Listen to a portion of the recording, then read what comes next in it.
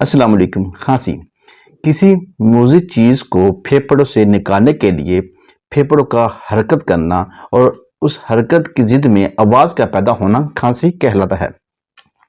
کھانسی 3 قسم کی ہوتی ہے: سفید بلغم والی کھانسی، خشک کھانسی اور زرد بلغم والی کھانسی۔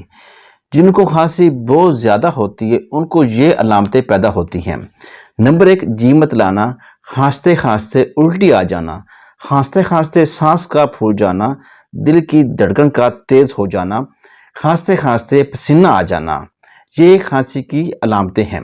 کھانسی کا بہترین علاج: بادام کی گری 90 گرام، ملٹھی 10 گرام، گوند ککڑ 30 گرام، تینوں چیزوں کو باریک کر لیں، پیس لیں، ٹھیک ہے۔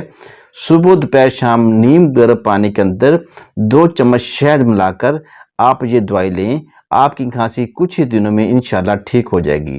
دعاؤں میں یاد رکھیں۔ اللہ حافظ۔